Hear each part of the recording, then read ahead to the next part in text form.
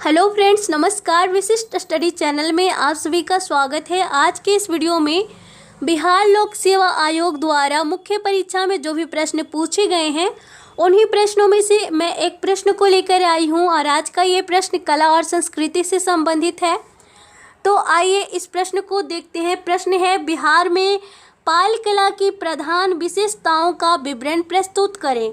बिहार में पाल कला की प्रधान विशेषताओं का विवरण प्रस्तुत करें।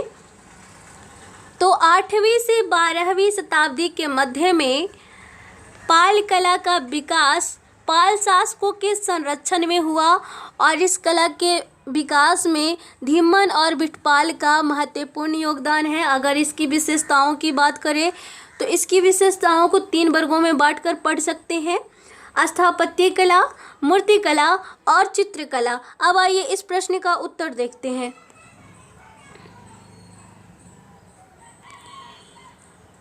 बिहार के पूर्व मध्यकाल में पाल वंश के शासकों के संरक्षण में कला के विविध आयामों की विशेष प्रगति हुई, जिन्हें सम्मिलित रूप से पाल कला की संज्ञा दी जाती है। इस कला की प्रधान विशेषताएं निम्नलिखित है। पहला है स्थापत्य कला। बिहार में वास्तुकला के विकास में विशिष्ट प्रगति पाल काल में हुई। पालकालीन स्थापत्य के साक्ष्य ओदंतपुरी, नालंदा और विक्रमशिला महाबिहार से प्राप्त हुए हैं। तो इन स्थानों का नाम याद रखना है, ओदंतपुरी, नालंदा और विक्रमशिला से स्थापत्य कला का साक्ष्य प्राप्त हुए हैं। और इन बिहारों का निर्माण एक विशिष्ट योजना के आधार पर किया गया। विक्रमशिला से ईंट निर्मित एक मंदिर और स्तूप का साक्ष्य मिला है। दीवारों के बाहरी हिस्से पर मिट्टी की तख्तियों से सजावट का काम किया गया है। अगर मूर्तिकला की बात करें तो पाल काल की पत्थर और कांस्य प्रतिमाएं साँचे से निर्मित है, जिनका साक्ष्य नालंदा, कुकरीहार और अंतिचक इत्यादि स्थानों से प्राप्त हुए हैं। तो इन स्थानों का भी नाम याद रखना है, नालंदा, कुकरीहार और अंतिचक। और कांस्य प्रतिमाओं की निर्माण शैली में धीमन और बिटपाल का निर्णायक योगदान था। पत्थर की मूर्तियां काले बेसाल्ट की बनी है। इनमें शरीर के अग्रभाग को दिखाने का विशेष ध्यान दिया गया है। मूर्तियों में अलंकार की प्रधानता है। सभी मूर्तियां सुंदर है और कला की परिपक्वता को दर्शाती है। तो इन सभी विशेषताओं को याद रखना है।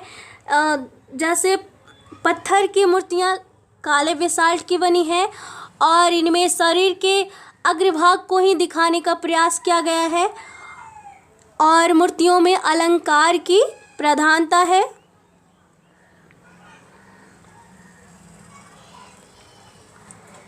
अब आइए जानते हैं चित्रकला। तो पाल काल में पांडुलिपियों के चित्रण के साथ दीवारों पर भी चित्र बनाने के उदाहरण मिले हैं। पाल चित्र शैली के प्रमुख चित्रकार धीमन और बिटपाल थे।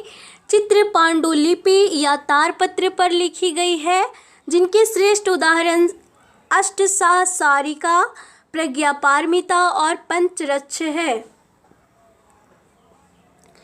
इनमें अधिकतर बौद्ध धर्म से संबंधित चित्र है, जिन पर तांत्रिक कला का प्रभाव स्पष्ट रूप से दिखाई देता है।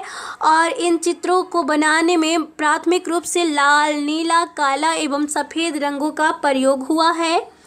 भित्ति चित्र का उदाहरण नालंदा के सराय टीले से प्राप्त हुए हैं। ग्रेनाइट पत्थर के बड़े चबूतरे के नीचे फूल, मनुष्य एवं पशुओं का चित्रण किया गया है। इनमें हाथी, घोड़ा, नर्तकी, बोधिसत्व और जांभला का चित्र प्रमुख है।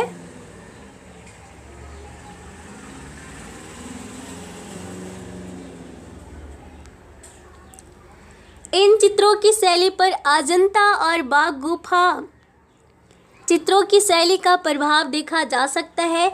अब आइए आलोचना की बात करते हैं। तो आलोचना में कला विशेषज्ञों के अनुसार पाल कला के अंतर्गत नवीन अन्वेषण या नए प्रयोग कम ही हुए और मुख्यतः पूर्व प्रचलित कला शैलियों और परंपराओं का ही अनुसरण किया गया।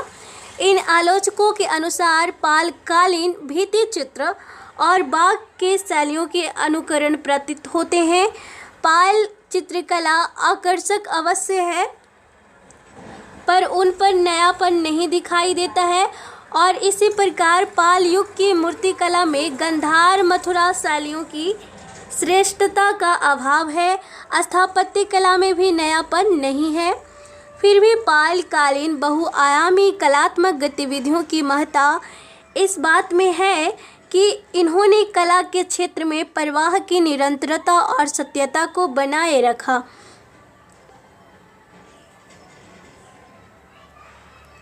सो फ्रेंड्स, आप लोग